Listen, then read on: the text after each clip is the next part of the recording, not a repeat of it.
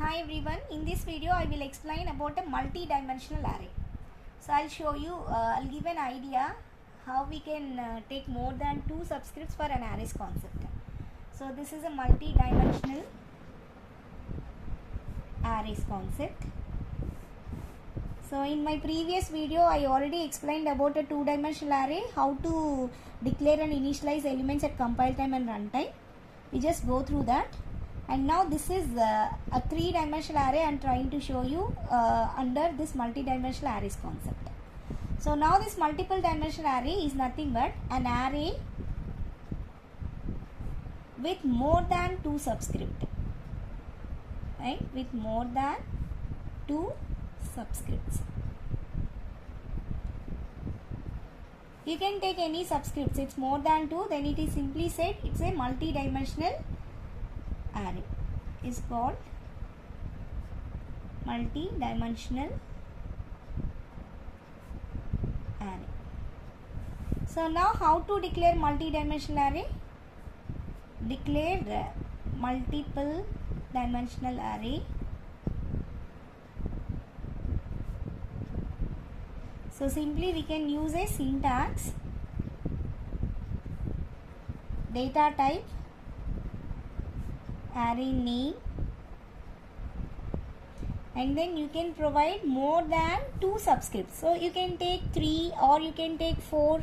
So like that, then it is said to be a multi-dimensional. Remember, so once you have a 3-dimensional, then the first is representation for table, right? So this is your table size, and this is your row size, and this one is your column size.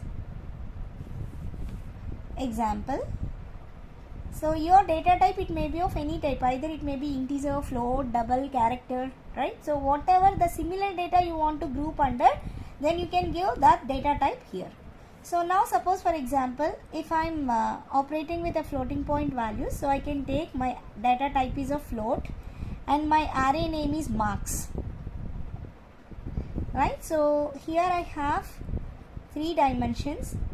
So this is 3, 3 and 3. So I can given my table size is 3 and my row size is 3 and my column size is also 3. So how this multiple dimensional array is represented? So the representation of this array. So now we have multiple dimensional array. This is also said to be array of arrays. See, suppose if I close this, what is this array? This is a 2-dimensional array. So now you can open that. We have 2-dimensional arrays of 3. So how many arrays we have? So we have 3 2-dimensional arrays. So I'll show like that only. So this is 1-dimensional, meaning from here I am taking one array, and this is a collection of 3 rows, 3 columns. Okay, and then we have second thing. So again it consisting of 3 rows, 3 columns, and we have the third table, and again it consisting 3 rows, 3 columns, right? So here we have 3 rows and 3 columns. So now this is your table 0. This is your table 0, and this is your table 1, and this is your table 2, right? So now this is your rows and these are your columns. So this is row 0, row 1, row 2, and these are column zeros, column 1, column 2. And like that for this also, this is row 0, row 1, row 2, column 0, column 1, column 2. And this is also row 0, row 1, row 2, column 0, column 1 and column 2. So suppose if I want to refer an element int, sorry, here our example is float, right? So float marks of 2, 1, 0. So what is the meaning of this? I want to refer my element at table 2. So this is my table 2. At position first row, 0th column. What is my first row? This is my first row. And what is my 0 column? So this is my 0 column. So when I am using index like this, so I am trying to access my second table, first row and 0th column, right? So this way we can access the multi-dimensional arrays. So how much size of memory it is reserved by your compiler? So now you can take these numbers. So this is you can multiply all these numbers. See, 3 multiplied with 3 and again multiplied with 3. So 3 3s are 9, 9 3s are 27. So it's totally it can store 27 elements, right? Totally it can store 27 elements. How it can store 27 elements? So it can store each and every table 9 elements it can store. So these are 9 elements, 9, 9. So totally 27 elements can be organized in this fashion. So simply we can say, I think you have an idea of dice, right? See, dice it will be looks like, right?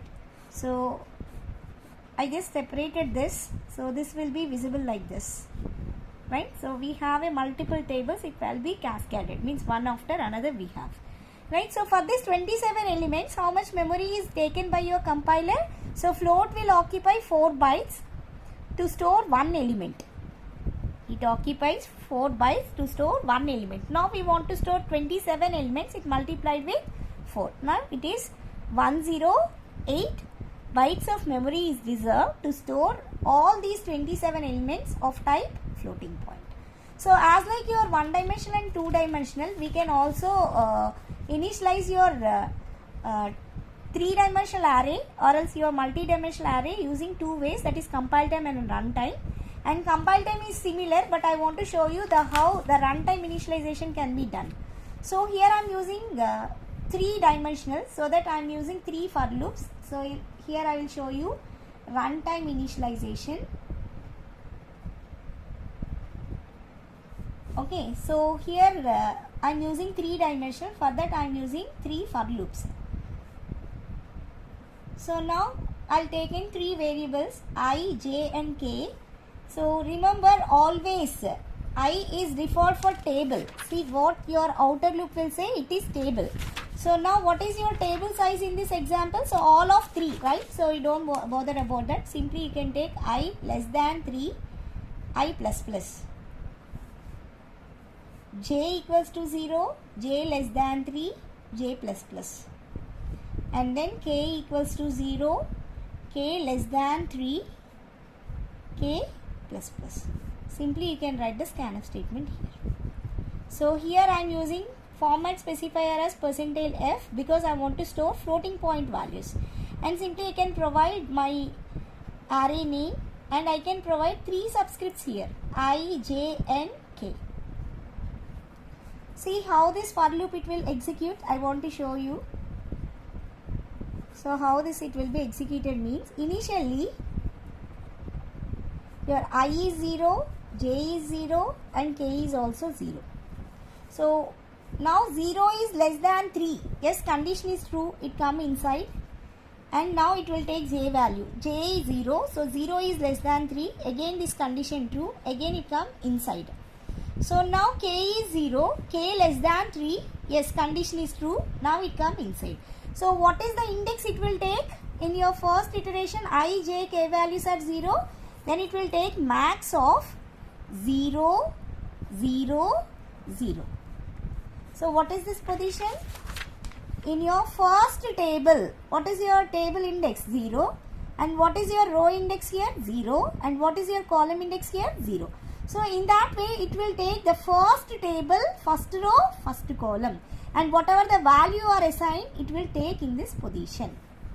So now you are at innermost loop. After you exit from this loop, then only you can access this loop. Up to now you are in this loop only. So what is your j value here? It is 0. And what is your I value? It is also 0. So now your k gets increment. Now your k equals to 1. 1 less than 3 condition is true. So now it come inside. So what is your index now? I is 0, j is 0 and k is 1. Right? So in that it will take 0, 0, 1 position element. So that is of nothing but your first table, 0th row, first column. So it will place the element here. So like that, after 9 iterations, means after filling of your first table your I and j, it get exit. So then it come outside of your for loop I. Right, see, after 3 iterations, your k becomes 4. 4 less than 3 condition failed. It exit, it come outside. Your j becomes to 1. So in that way, it will take 0th table, first row, 0 element. Mean 1 0, 1 1, 1 2 it will take. And after that, it will take 2 0, 2 1, 2 2. So in that way, it will fill all your tables. Right? Then you want to increment your table size. These 2 is exit, you come to this loop. So now your I becomes to 1. So you can take your first table. So you can do the same way in your internal iterations. In this way you can read your multi-dimensional arrays at runtime. So when you are using compile time and runtime initializations in your programming is, whenever you want to execute the program many times, you want to see the same output, then you go with your compile time execution. Compile time initialization of your variables. You want to change the values of your variables that may be of normal or array variables. So simply you can give the values at runtime. So every time you can execute your program, it will ask for a new values. So depends on your application. You can use a compile time or runtime initialization. Thank you.